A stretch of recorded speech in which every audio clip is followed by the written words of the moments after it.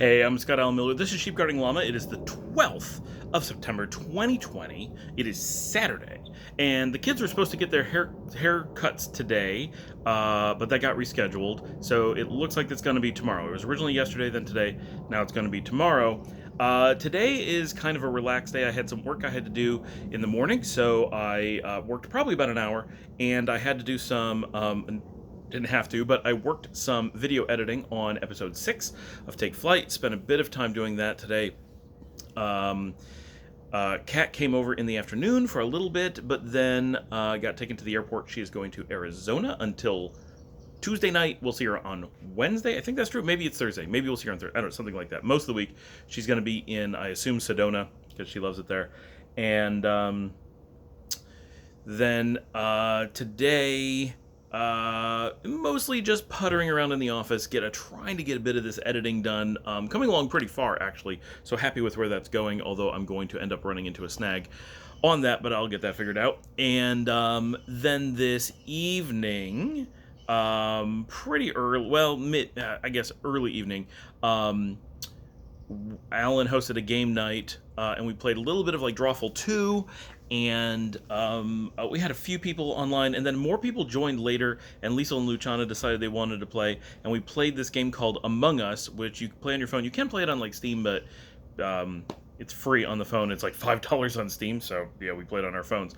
And it's kind of cool. Like, it's a real fast game, and it's really hard to explain, but once you play it a few times, it's mostly pretty obvious, but there's always a bit of a struggle. But basically, you're supposed to be a crew on a spaceship, and you're just little cartoon characters, right? It's real simplistic. And it's like you have to operate the spaceship. So everybody's given tasks, and basically the tasks are just go to this room, stand for a few seconds, go somewhere else. You do have to do a few things, but they're crazy basic. Like, hold your finger on the screen for 5 seconds. Or, connect the dots real quick. It's just something to make you take a few seconds and type in a code, but the code's on your screen. So you just have to quickly, read it, type it in. It's meant to stall you so that if someone sneaks into a room, they could kill you potentially while you're doing that. So it's meant to create a few seconds of risk. And then one or more people are what's known as the imposter, and they're basically a saboteur aboard your spaceship, and their job is to kill everyone, obviously except themselves, but kill everyone, right? All they have to do is kill people.